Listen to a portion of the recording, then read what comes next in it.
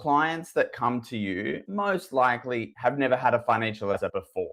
Absolutely no idea about what the 12-month or even the next meeting is all about. Show clients what that 12-month journey is as a result, and they can see that start, middle, and end as a result of working with you. We're confident in demonstrating the value of working with us for 12 months and what we will deliver as a result. Dean Holmes is currently running solo at the moment. Mr. Kamanis is either missing in action, running late, or he told me he wasn't able to make it and I simply forgot. I'm in the basement today, so you can see a little bit of shadow for those that are listening and watching live. So thanks for joining in. If you are watching live, you can leave a little message on LinkedIn below and I might be able to answer a question live as we go through as well. So great to have everybody here. What we're talking about today is about the first 12 months, pricing and delivering the service over the first 12 months of a client relationship. And so the first thing that I wanted to get you all thinking about in relation to this is that clients that come to you most likely have never had a financial advisor before. And so as a result of never having a financial advisor before, they have absolutely no idea about what the 12-month or even the next meeting is all about. And so our first opportunity in terms of designing the first 12 months is we're going to design it, but when we have to communicate it to the client. And I think this is the most important part of the process, is actually letting clients know what the journey is going to be like to work with you for 12 months. We're not a job that can fix it or do it in one session and then send them off on their merry way. It's a relationship that we want to have with a client for at least 12 months and most likely beyond. And as a result of that, we need to be mapping out the journey with the client of what it's going to be like to work together for 12 months and probably even sowing those seeds that this is an ongoing relationship for a much longer period of time. And so in designing it, we want to think of it obviously from the client's perspective in terms of how we're communicating it first and foremost.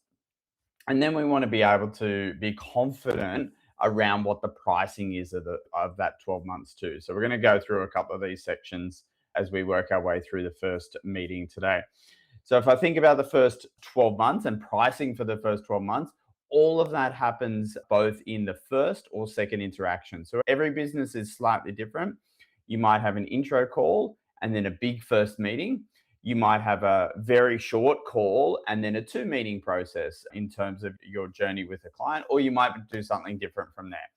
What I want whenever we have meetings with clients and when we have these interactions, we have to be going with the mindset of giving the clients the most or the complete picture of all the information so that they're ready and comfortable to make the decision, whatever that next step or decision is. Okay. If we imagine the story that you've had a great first meeting with a client, you've connected emotionally, you know that you can solve them, they can afford to pay the fees, you got along with them, they were nodding and really interested in working with you, and you left the meeting, whether it's a Teams meeting or a physical meeting, and the client was going down the elevator after that meeting, and essentially they said, that was a really great meeting with Dean, but I wonder what it costs. Okay. And by leaving some of the pieces of information out or not discussed, we're actually leaving ourselves in a risk that the client doesn't have all the information, so they're not able to make the right decisions as they go along the journey. So whenever you think about talking to clients about the price, it has to be in the context where you've talked to them about the service and the journey and the problems you're going to help solve for that particular client, such that you make sure that you're able to solve everything and you're able to communicate those 3 elements to a client such that when they are going down that lift, they have those 3 pieces of information. They like you, they know you can help them, and finally, you know that they know the price of the service. They can put those 3 things together and agree to work with you. If you leave the pricing discussion to an engagement agreement, the client gets your engagement agreement, you put so much effort into it, they scroll to the last page and they read the price. If you save your pricing discussion for the next meeting, you have to spend half of that next meeting getting the clients excited again about all the things you're going to help them with and the journey that you're going to go on. So when I think about pricing for the 12 months and delivering service for the first 12 months, it starts with this first meeting of giving them a really good confidence of what they're actually going to do for the next 12 months. So next thing, before we get into the journey, next thing in relation to the thinking about this 12-month journey and the deliverables that we want to make, we want to make sure that we're moving away from charging for documents and moving to charging for outcomes and service at the end of the day. So if we have language in our business, which is, I have to charge you for an SOA or charge you for an SOA, and most likely you'll use the letters SOA instead of advice document. What we're doing is we're attaching a price to a thing first and foremost, and frankly, we're also we're attaching a price to what may be determined the worst document in the world. And so as a result of that, you're encouraging your client to look at the document in order to determine the value of your advice. And the value of advice is not just in that document, it is in the service for 12 months. It is in the document, the service, and the outcomes that you help your client achieve over the next 12 months. So they're the two elements that have to be thought about in your advice practice in order to get ready to work out what your 12-month deliverable is for the client.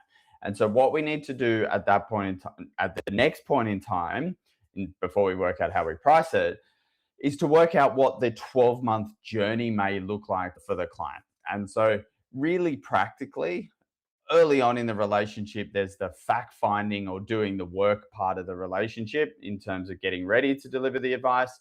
There's the delivery of a piece of advice, but you may deliver multiple pieces of advice over a 12-month relationship.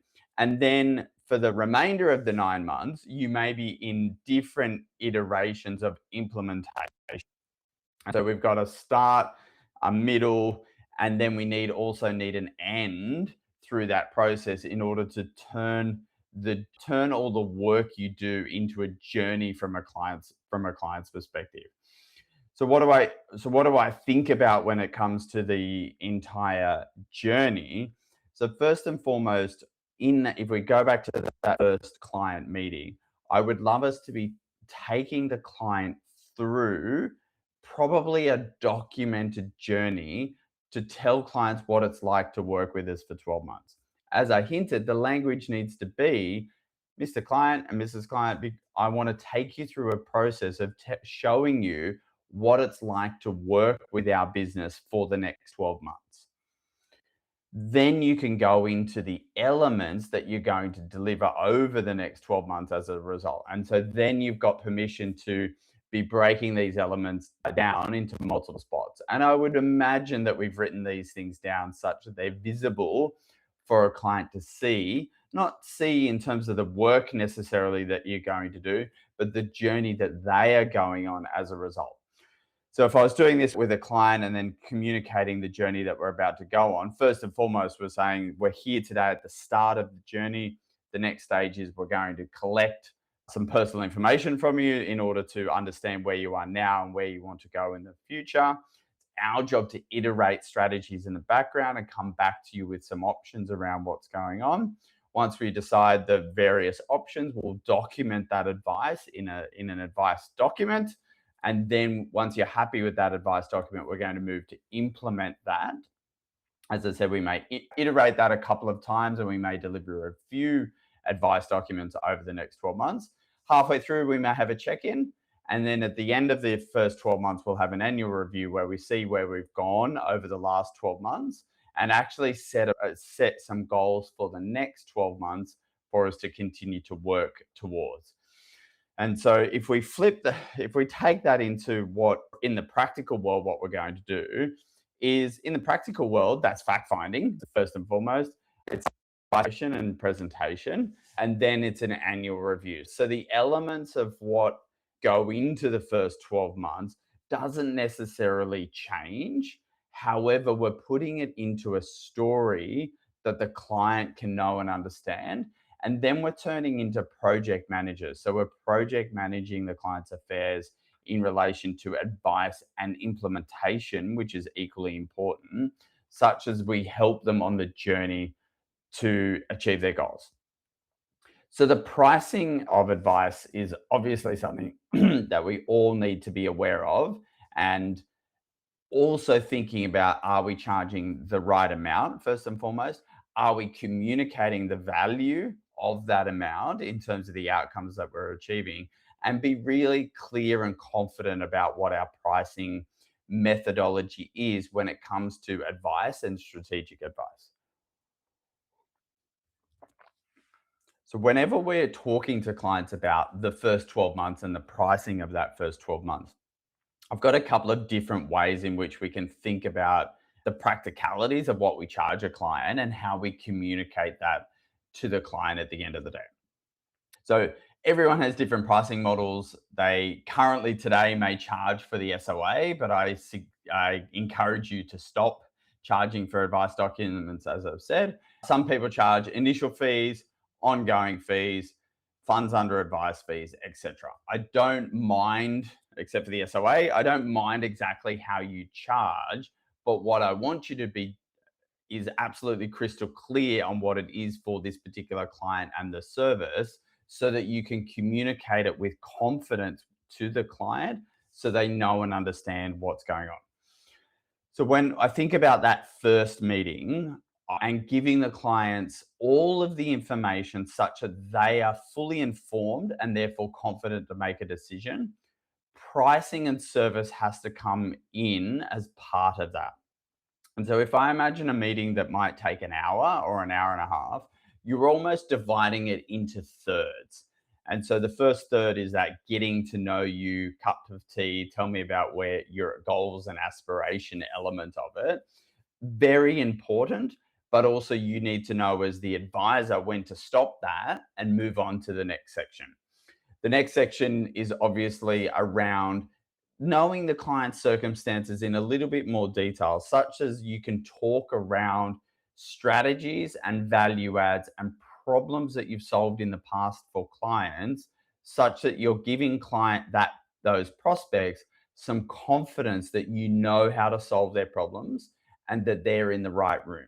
Case studies work really well in this situation, because one of the things about clients is that they want to know that you've solved problems in a similar way in the past, and secondly they want to know that they have similar problems to what you are solving or proposing to solve for them today. And so being able to talk about case studies, or clients like you might do this, or I had a similar situation with some other clients, and give the case study of how we helped or solved them, gives them a lot of confidence that you're going to do really well. The next phase is equally as important. So what typically happens is phase 1 and phase 2 go so well, and you look at your watch and you've got 5 minutes to go in the meeting. And as a result of hitting 5 minutes to go, you realize, because you've watched this podcast, you realize that you haven't yet told them about the service and the fees. And so, therefore, you do one of two things. You either do it really quickly, which is a disservice, or you don't do it, which is a disservice. So, what we need to do is be really clear on our timings of the first meeting in order to get to a point where you stop whatever you're doing and move to the next phase. And I think it is okay for you to be in control of the meeting as the professional advisor, and you can stop things and start new things as you lead the client through the meeting. So I would be getting to know the client first and foremost, but once you've reached 20 minutes, you have to stop. You can get to know the client in subsequent meetings in more detail. Your relationship will build over time.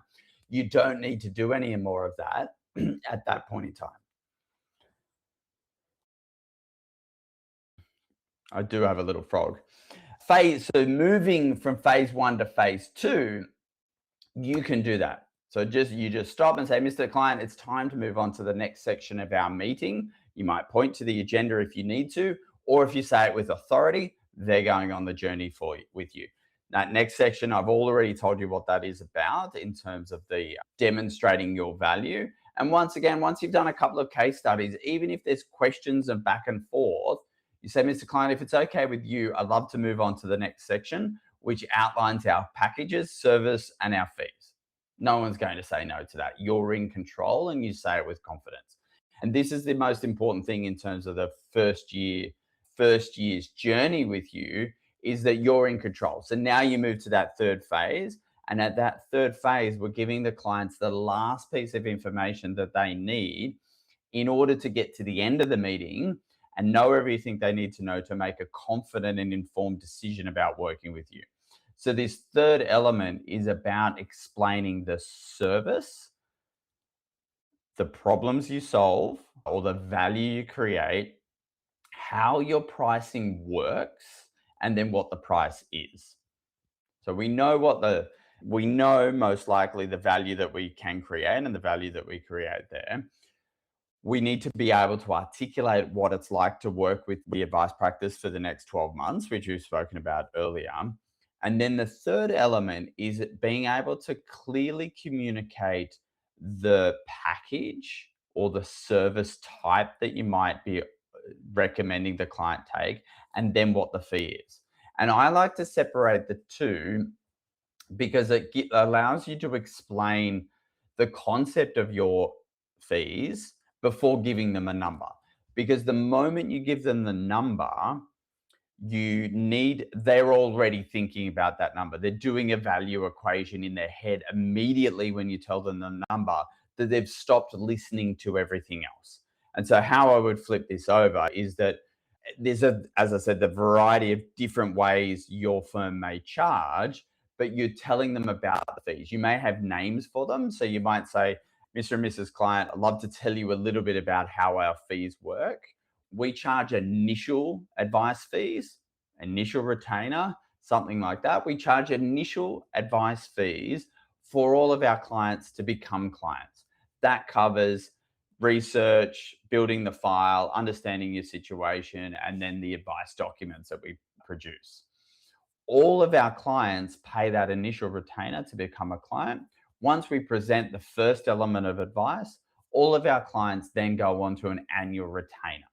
The annual retainer is paid monthly, and it could be calculated based on a fixed fee for advice, fee for service, or it may be based on a percentage of the wealth that we look after for you. So you might be able to explain that in a bit more detail, knowing that you're working just for an individual firm. And you might say, we charge strategic advice fees, and that's a fixed fee for as long as you'd like to be a client after we deliver the advice document. And then because you'd like us to be responsible for some or all of the wealth that you have, we would charge a percentage-based fee on that wealth. Okay. So I like to use the word responsible in that explanation, because we are building portfolios and being responsible for that wealth with clients. We're not picking stocks or anything like that. We're not in that world.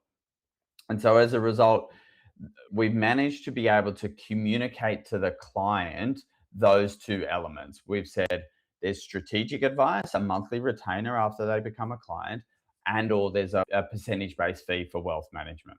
Okay. And so once you've been able to articulate the types, then you're able to drop into the fee.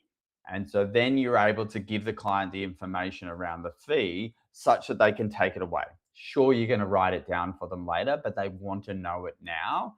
And as a professional, we should know what our fees are for 90% of the clients, if not 100, and we should be confident around that. If you need to ask a friend, it's in the 5% of situations, not all the situations. Sometimes I like to treat ourselves as business owners, as employees. You've got a menu, you've got the prices. No one else in your business negotiates over the prices. You just follow the menu. And so sometimes as business owners, we give discounts in our head, but if we had a menu to follow or a price list, we would probably not do that as much. Once we communicate the fees, then we have to take the opportunity to give the clients a pause so that they can assess the information. you might feel this is a sales tactic around pausing and letting them speak first and all of those elements. To flip the script around a little bit, I like to say it that it's okay for you to give the client an appropriate amount of time to think about what you just said. Most silences aren't as long as what you think they are. And it is professional to give the clients information and allow them time to consider that information and let it sink in. The pauses that I've done in just in this moment are between 3 and 5 seconds.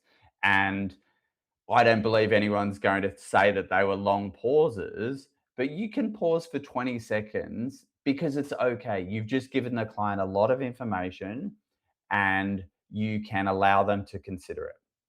At the point in time where it starts to get awkward, you're feeling more awkward than they are. But if you're both looking at your shoes and things like that, you can break the silence by just saying, "What would you like to ask me?" We never ask questions where the answer is no. Do you have any questions? No. We always ask questions as in, "What would you like to ask me about what we've talked about today?" And that's an open ended question to give the clients the opportunity to be able to ask about the questions. So, what do I think the fees should be in the deliverable of an advice journey over the first 12 months?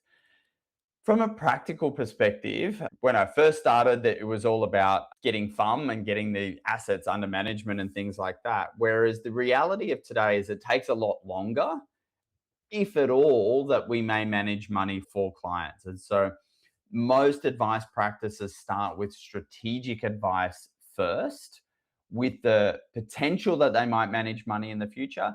And potentially they charge on that, and sometimes they don't. That's up to the individual practices. However, so what do I like if we were seeing a brand new client? What would I think in terms of communicating the fees and what the ranges of what they will be? Is that first and foremost, I think that the idea that they pay an initial fee to become a client is appropriate. So what do I mean by that is that it's not an SOA fee, but it's okay that they pay an initial retainer to become a client. So you might be here saying that for to work with you for 12 months, which is different from delivering a statement of advice, but to work with you for 12 months, there may be an initial fee to become a client of $3,000, and then it's $500 a month for the first 12 months. Okay. And so that obviously that ends up being what it is and being about $9,000 to work with you.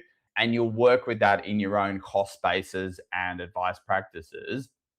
But I do like the element that you're pricing the relationship for 12 months, not on an outcome that happens with an advice delivery document. What does that mean from a practical perspective is you're not doing single documents or single fees and trying to let the client pay or be charged for that. So I don't see it's appropriate that you charge $3,000 for the advice document and then hope that they're going to take on the ongoing service agreement thereafter. So that's a package. And what I mean by that is that we're not, when we talk about the 12-month journey of a client, we're not selling twice in the first 12 months for the work that we're proposing to do. Okay. So, what do I mean by that is that if you can imagine that I've had a first meeting with a client and I sell them on the SOA. So, I'll do all this work and I'll sell them on the SOA. 3 weeks or 6 weeks later, they're in my office and I'm presenting the SOA and I get to the bottom section. And now I'm selling again on the ongoing service agreement, okay, or the management of the money or a strategic advice relationship for the next 9 months as a result of that. I've got to go into the selling mode twice as a result. Selling the SOA or selling that initial work, and then within another 6 weeks' time, I'm selling the ongoing service. I don't think that's a very good use of your time. And I don't think it's appropriate for the client to learn that they're paying today and they're going to have to sign up to an ongoing service agreement with you to pay again when you could have told them 6 weeks earlier. And so As a result of that, if I go back to that pricing, I do want the 12-month pricing communicated to a client as opposed to the two parts. And we get to the point where we're in that initial meeting, we're able to accurately communicate what the initial advice might be or the initial retainer, and then the monthly fee thereafter. Other practices simply quote a 12-month fee. This is okay, and the client can pay it however they like. So if I think about the fee, I'll choose $12,000 because the maths is easier. If you think about your first year advice fee, if it was $12,000, you could simply say to the client, our arrangements last for 12 months, and the cost of delivering advice for the next 12 months is $12,000. You can pay that however you like. As in, they could pay it monthly, they can pay half up front, they can pay half monthly. Sometimes it doesn't matter at the end of the day. If they're agreeing to work with you for the next 12 months and you deliver, it doesn't matter as much when and how you get the money. Practices like to get a little bit upfront, essentially to cover their costs of doing the document. But if you know you're going to deliver over the next 12 months and the client signs on to that 12-month plan, then that's an alternative way to do it. You can structure the advice fees.